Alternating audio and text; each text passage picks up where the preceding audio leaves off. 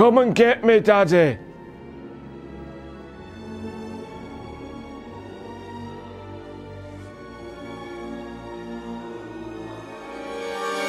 Lovely, lovely, lovely. WTF! WTF! Wha-bam! Hello there, I'm Candice Michelle from Cultaholic.com. You can buy this t-shirt here from Cultaholic.com/shop. You are a sexual wank pheasant, and welcome to all of the WTF moments from last night's WWE Raw. And I have one question for you. Would you like a side order of wrestling with your recaps and old stuff? Jesus Christ, this episode of Raw was a complete waste of time because we already saw everything they showed last night. Lady Balls didn't make the announcement. Lady Balls didn't take credit for creating Renee Young.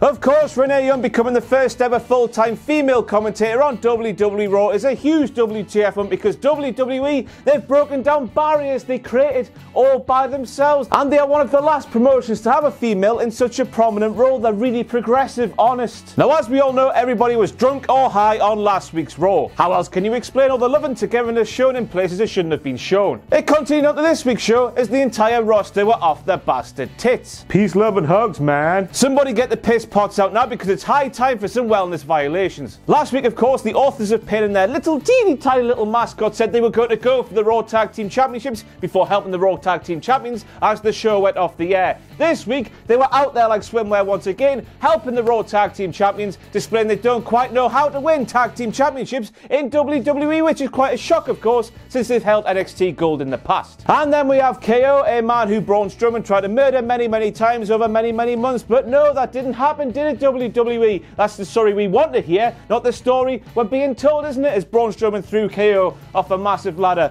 threw KO off a really high cage, and tried to drown Kevin Owens in the stuff that makes Liv Morgan's tongue turn blue inside of a portable toilet. So we had last week's bollocks with Kevin Owens fighting for Braun Strowman, and it continued onto this week's show. One thing we learned from all of this is that storylines don't matter, and Drew Gulak was lost once again. So for the longest time we had the big dog Roman Reigns saying, "Oh, Brock Lesnar, you're a rubbish Universal Champion. You never turn up yet." For the second bastard week in a row, Roman Reigns rocked up to Raw without the Universal Championship belt. So we've gone from having the champion who never turned up to bastard work each week to having the champion who forgets the bloody title. Unless, of course, this was never Brock's fault all along, and it's the Universal Championship itself that calls the shots and never wants to turn up for work. The bloody diva. Ow! Shut up, you cockwomble. Ooh. Big, huge, lovely thank yous go to Kayla Kelly for representing the good name of Cultaholic at last night's WWE Raw. Next time you go to a WWE event, do what she's doing. Oh, Renee, you can't just be good at the business for yourself, pal. You claimed that Ronda Rousey versus Alexa Bliss for the Raw Women's Championship on Sunday is inside Hell in a Cell, and I looked on Wikipedia, which of course is the best source of information because anybody in the world can edit it, and that claims that match is just a normal singles one. I know your version sounds a lot better, but it's just a massive Byron Saxton. A lie. That greasy policeman up there, did he remind you of anybody else? No! What the f***? Drop the weapons, big baldy bastard Baron Corbin said you do not want to assault a police officer, you'll go to jail for a very long time. Were you watching last week's episode, you cue ball numpty? I don't think they will. On Labour Day, no less, when the courts were apparently shut, the Shield were arrested, they were tried, they were convicted, they were locked up in jail, they were released, and not only that, but they stole a bastard police van to get back to the arena. I don't think real life implications apply to them. Riddle me this, dear viewer, are the Riot Squad supposed to be the heels for destroying the Bella Twins' private special locker room, or are the Bella Twins supposed to be heels for having a private special locker room and being so far up their own arse they can see out their own mouths? Answer the postcard, please. So you have a blonde jobber and you call him Ronnie AC, WWE, what do you like, yeah? Such banter.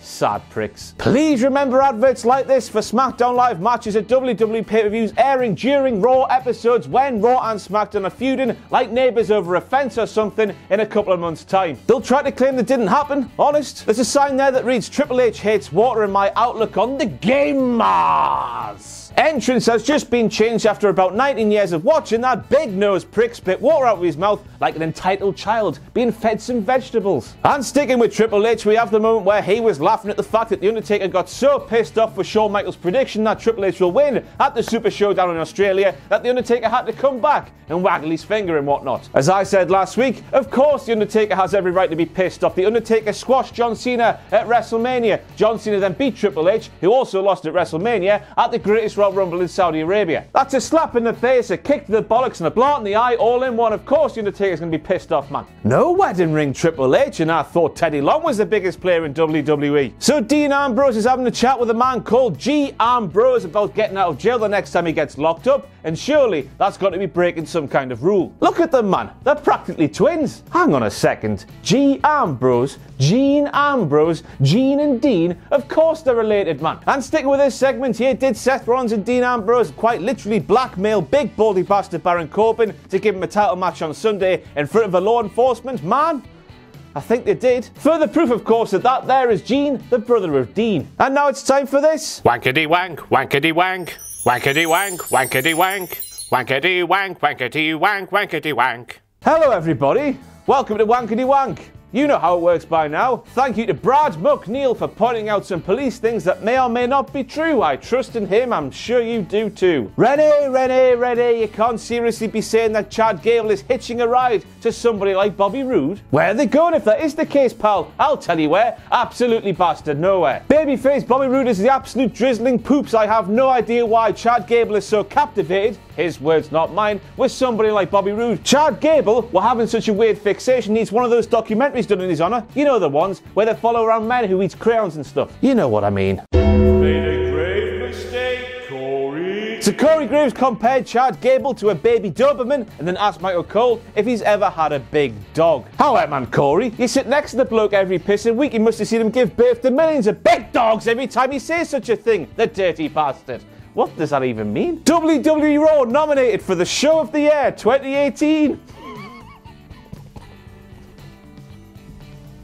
I don't know what to say, my arms have stopped working. Made a grave mistake, Corey. I cannot believe he did this one now. While Michael Cole was discussing Ronda Rousey's win at WrestleMania, Corey Graves said that there haven't been enough hurricanes in this town for him to forget that night. Now, I don't know about you, but I didn't really find this funny considering Hurricane Katrina, of course, happened in New Orleans, which, of course, is the costliest Atlantic hurricane, easy for me to say, in the history of the entire bastard world. $125 billion worth of damage found your little wisecrack hilarious, Corey, you f***ing arsehole. Made a grave mistake, Corey. I'll read this out because at Wrestling Media Con I didn't sleep too much and my brain is frazzled. Corey Graves said, go ahead and give Alexa Bliss a title now. Sunday is just a technicality. Surely you mean formality, you inappropriate man. It's time for this again. Wankety wank, wankety wank, wankety wank, wankety wank, wankety wank, wankety wank, wankety wank. Hello again and welcome to Wankety Wank, and I bring up this point because this is how you never ever talk about Ronda Rousey when WTF Moments is concerned. Of course, Ronda Rousey's good name will never ever be besmirched on this illustrious show because it was her victory at SummerSlam that won us the war against the Wrestle Twats. Oh, what the hell's that?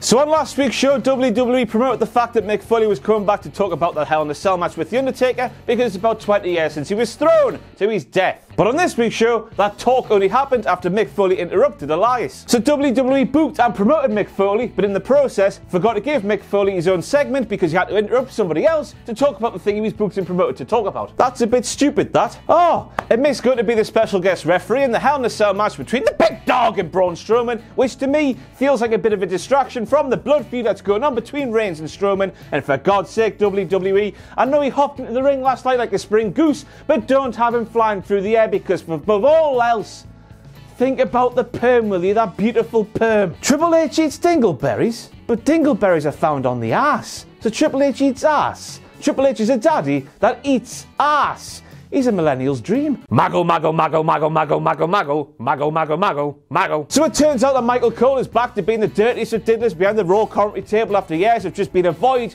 of catchphrases and shilling. How dare he? He told Renee Young off for cheering your boy Finn Balor's victory of Elias, despite the fact that Michael Cole, every single bastard time Elias appears on WWE Raw, is cheering for him like a little fangirl. Hypocrite much? So the AOP have Drake Maverick from 205 Live as their teeny tiny little mascot, and now it looks like Bobby Lashley, who of course is now incapable of doing anything else other than saying, "My man!" Well, he's got Leo Rush now, as it looks like WWE are treating the superstars of 205 Live like bloody Tamagotchis for the main roster superstars. They'll have to look after them, they'll have to feed them, they'll have to change their nappies and all sorts, man. What the hell's going on? So we're supposed to believe, us viewers who watch Raw every single week, that there was no main event segment planned until Charlie Caruso said to Braun Strowman, "How, Braun, you should go out there in the ring and call out Roman Reigns." It turns out that Charlie Caruso is the head booker for WWE Raw. All of this that we have to suffer through each and every bastard week is her fault. Let's go round to her house with pitchforks or something. They're here, they're there, they're every pissing where. Empty seats. Empty seats. Now that screenshot there was taken during Braun Strowman's entrance during that main event segment, and bloody hell does this show that WWE have made a massive mistake by turning Braun Strowman heel just so Roman Reigns can get cheered a bit more, or was there something going on in New Orleans that caused the fans in the arena to leave early? Let me know, because I'm really interested. And we end with the fact that Braun Strowman claimed that he was sick of waiting. "Roman Reigns, get out here and face me like a man." If you were sick of waiting, mate, why did you wait until the dying embers of the show to call the big dog out? I thought you dirty men, you bad men, were supposed to be the clever ones. And that's it for all of your WTF moments from last night's episode of WWE Recap and Adverts. That's right, it's not called Raw anymore. We just said Recap and Adverts, so that's what it's called. I've been Ross from Cultaholic.com. Thank you very much for sticking by me during these testing times and being a sexual wank pheasant. Follow me on Twitter at RossOnWrestling. If you like what we do here at Cultaholic.com, it's patreon.com/Cultaholic. Anything you thought to give us would be greatly appreciated, and we'll love you forever. But most importantly of all, join.